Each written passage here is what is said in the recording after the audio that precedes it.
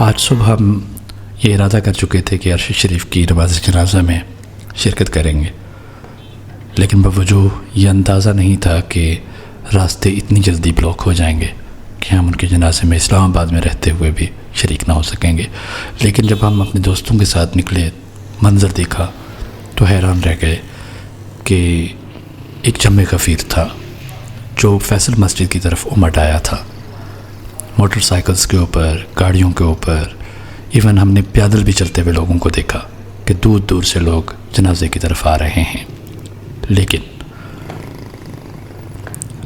اتنے رش کی وجہ سے بہت سارے لوگ جنازے میں شریک نہ ہو سکے۔ لوگوں کی زبان پر بہت سارے نعرے تھے جن کو میں بیان کرنا مناسب اس لیے نہیں سمجھتا کہ بہت سارے ادارے اور بہت سارے لوگ اس سے ہرٹ بھی ہوں گے، لیکن یہ ایک حقیقت ہے جس کو تمام احباب کو سمجھنا ہوگا۔ بلا شبہ تمام اداروں کے لوگ بھی وردیوں کے ساتھ اور بغیر وردیوں کے ہم نے دیکھا کہ وہاں موجود تھے، اور ان احساسات کو وہ سمجھ رہے ہوں گے کہ لوگ کیا چاہتے ہیں۔ اگر آپ کسی ایک شخص کے اوپر 16 مقدمے درج کر لیں گے اور اس کو غدار یا پھر اس قدر تنگ کریں گے تو وہ بالآخر یہی کرے گا کہ اس ملک سے جانے کی کوشش کرے گا، اور اگر وہ چلا جائے گا، اس ملک سے چلا جائے گا،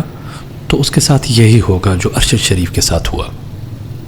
کیونکہ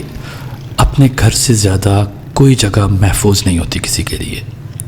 اور اگر اپنے گھر کو کسی نے غیر محفوظ بنا دیا ہو تو پھر یہ بھی مجبوری ہوتی ہے کہ وہ اپنا گھر چھوڑ کر کسی اور طرف نکل جائے۔ وہاں اس کے ساتھ کیا ہوا، کس نے کیا، یہ سوال اپنی جگہ قائم ہے، اور اس کا جواب کسی نہ کسی کو دینا ہوگا۔ اس دنیا میں نہیں تو اس دنیا کے بعد بھی ایک دنیا ہے جس میں کوئی جواب مانگے گا، اور اس کا سوال یہ ہوگا وہ کون تھا، اور اس کے سامنے کوئی چیز چھپانے سے انسان بچ نہیں سکتا، کیوں کہ وہ سب سے بڑی ذات ہے جس کے سامنے کچھ بھی چھپا نہیں ہے۔ لیکن وہ میدان حشر میں سب سے یہ سوال ضرور پوچھے گا کہ بتاؤ وہ کون تھا جس نے یہ ظلم کیا، جس نے اس کی زندگی کو تنگ کیا، جس نے انسانیت کو تنگ کیا، جس نے کسی کو اپنی سرزمین سے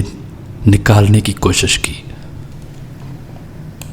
جب ہم یہ سب کرتے ہیں تو ہم ایسا کیوں نہیں سوچتے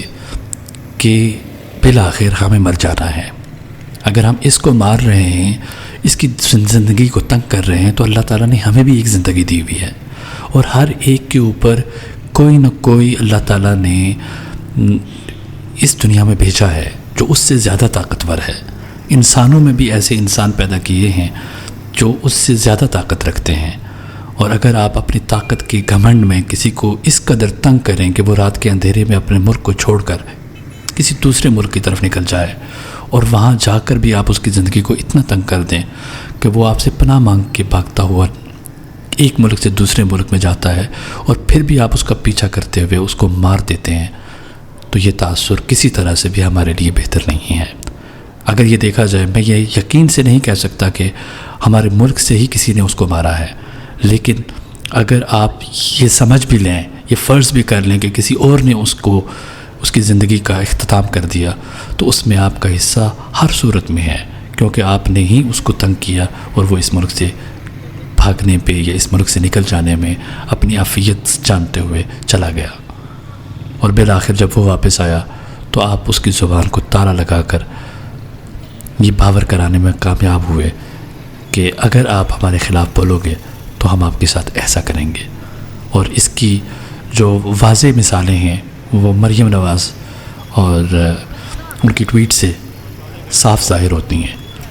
جو کسی طرح سے بھی ڈیفینڈیبل نہیں ہے۔ کوئی یہ اس کو ڈیفینڈ نہیں کر سکتا کہ انہوں نے بہت اچھی برداشت اور ایک اچھے عمل کا مظاہرہ کیا ہے۔ ہر ایک کو اس دنیا سے جانا ہے، لیکن یہ اس قدر ہمیں گر جانا چاہیے، یہ ہمارے لیے کسی طرح بھی بطور نیشن، بطور ادارہ اور بطور قوم بہتر عمل نہیں ہوگا۔ کسی کی زندگی کا اختتام کسی بھی سوال یا کسی بھی جواز یا کسی بھی مسئلے کا حل نہیں ہوتا، بلکہ سوال اٹھنا شروع ہوتے ہیں۔ اس کے لیے ہمیں ایک ایسی اسٹریٹجی یا ایسا لائے عمل لانا ہوگا کہ اگر آپ کسی سے اختلاف رائے بھی رکھتے ہیں تو پھر آپ کو اتنی برداشت بھی پیدا کرنی چاہیے کہ اگر کوئی سوال اٹھاتا ہے تو اس کا پراپر طریقے سے آپ جواب دے سکیں. اور اگر ہم ایسا رویہ نہیں رکھتے تو پھر کیا ہوگا؟ ہمیشہ لوگ مرتے دم تک یہ سوال پوچھنے میں آر محسوس نہیں کریں گے. میں پوچھنے لگا ہوں سبب اپنے قتل کا،